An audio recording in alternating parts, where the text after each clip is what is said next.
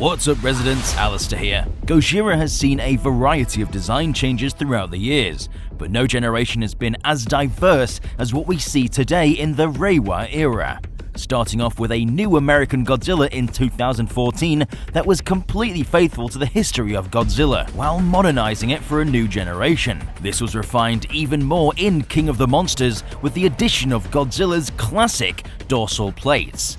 And whilst these designs have been faithful, paying respects to not only Toho, but also its fans, Legendary played it safe as to not upset the already nervous fanbase following the 1998 reimagining. But this time, it's actually Toho going all out with the Godzilla redesigns, starting off with Shin Godzilla featuring 3 different evolutions throughout the film that start off with a newt-like creature developing into the fully grown creature that we see in the film, with horrid burns and mutations representing a true monster, a victim of nuclear devastation. This zombie-like Godzilla split a lot of fans, but while it was very different, it homages the original Gojira by being a horror film disguised as a monster film. The next Toho film with a radical redesign is Godzilla Earth from the anime trilogy. This Godzilla is the biggest we've ever seen and actually evolved over 20,000 years to become one with Mother Nature, being made entirely out of plant matter. And now there's Singular Point, a new anime series that's just released on Netflix, and with it brings an entirely new design for the King of the Monsters, and not only one design, but 4. Similar to Shin Godzilla, this iteration transforms and evolves throughout the story, and today we're going to go through all of them. Join us as we go over all the evolutions from Godzilla Singular Point.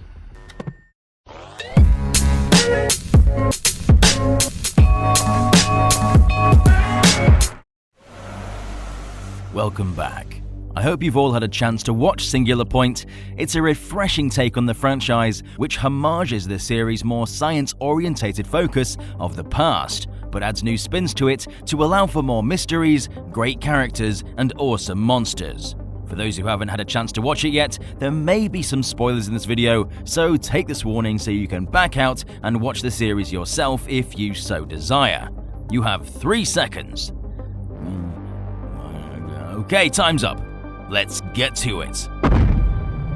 Godzilla's first form is called Godzilla Aquilitis, and like his name suggests, he's a sea dweller perfectly equipped for aquatic life.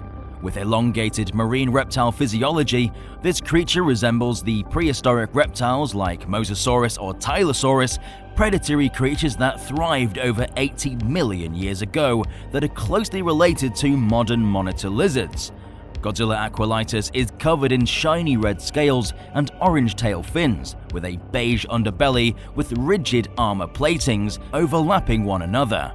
This creature is extremely durable and fast, swimming at speeds of approximately 18 knots, and is able to stalk submarines at a depth of 900 meters, where the ocean has a surrounding pressure of 1,326 pounds per square inch. Within its mouth are multiple rows of teeth, a narrow tongue, and 3 tubes at the back of the throat, which foreshadow a terrifying destructive ability that will evolve throughout the show. It has 2 large fins that mimic something that we might see on whales, and like whale fins, they are actually extremely developed hands. You can even see the individual finger points that would evolve to become a functioning hand. And while this creature looks very little like Godzilla, you can see the elements that would continue to develop and form the more recognizable Godzilla that we see in the show, such as the maple leaf dorsal plates that run down to the tail.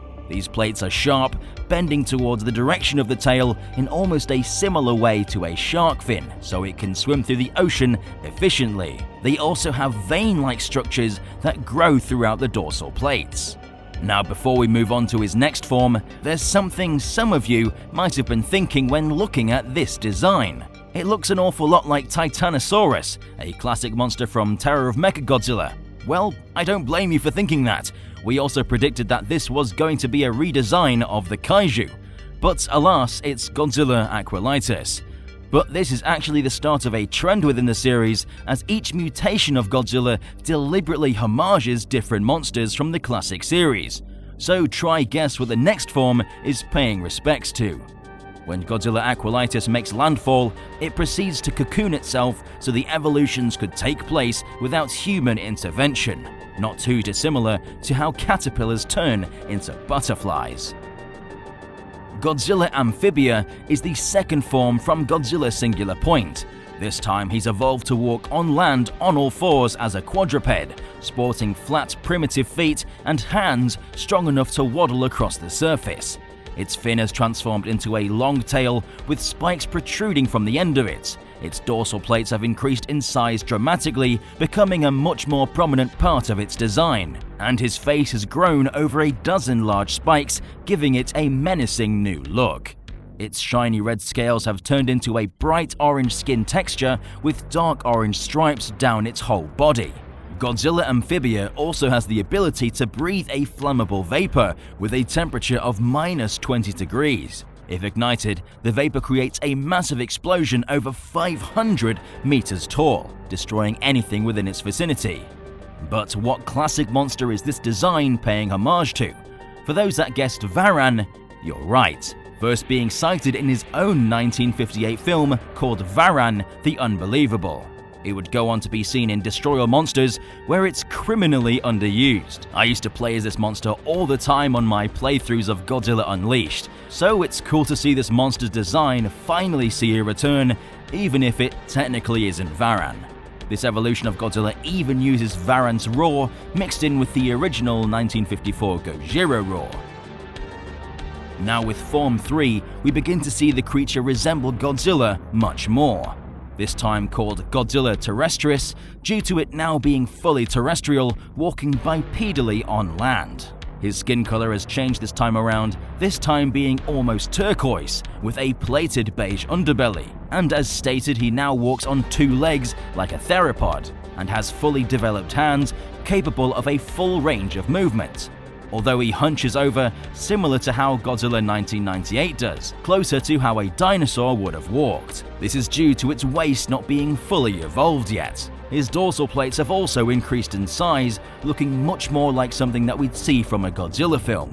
And those tubes in the back of his throat finally have a purpose, as at this stage, Godzilla has gained his atomic breath ability in the form of a ring which materializes in front of his snout. It's so powerful that it's able to knock a fully grown Rodan out of the sky, killing it instantly. This actually harks back to Minya's ring atomic breath from Son of Godzilla. Although, like the rest of Godzilla, this ability will evolve with him, and the next time we see it, its full destructive capabilities are let loose. That isn't the only new ability, as Godzilla Terrestris will display a healing factor, allowing him to heal wounds at extreme speeds, and this ability would only become more powerful in his next form. Not only this, but he is able to extend his blood in the form of blood tentacles, as another method of attacking his opponents. Definitely a unique aspect that we haven't seen before in a Godzilla film. This time it's a little harder to guess what kaiju the animators were homaging, but for those with keen eyes might have noticed that thanks to the skin color and more dinosaur-like design, this evolution of Godzilla is referencing Gorosaurus, an allosaurid that was first featured in King Kong Escapes and was then featured in Destroy All Monsters, where it did the iconic dropkick against King Ghidorah. And now we reach the final form, Godzilla Ultima. And as the name suggests, this is the ultimate and last of the Godzilla evolutions, sporting a deep charcoal coloration with large white dorsal plates. Its skin has grown to somewhat resemble a crocodile, with osteoderm-like structures on the neck, forearms, and legs, similar to those found on crocodilians. This shows Godzilla is heavily armored and resistant to even the most extreme of military attacks. His bottom jaw has grown extremely wide with an array of jagged teeth. This Godzilla is actually the smallest this series has seen for a long time, harking back to the Showa era, standing only 45 meters tall and weighing between 20,000 to 30,000 tons. Although later in the series he grows to 100 meters tall as he fully evolves. But despite his small height, this form is where Godzilla is at his most destructive, as his atomic breath has fully evolved to wreak the most havoc. When charging, his dorsal plates glow blue, but now 7 rings form in front of Godzilla's mouth in the direction of his attack.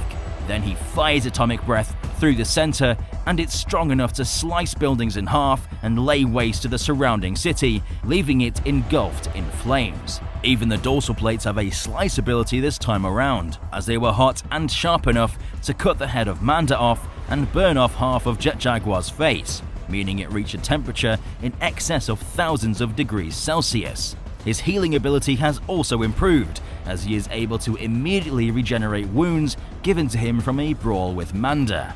In conclusion, this is one of the most unique and destructive Godzilla designs we have ever seen. So that's all the evolutions we see from Godzilla in Singular Point.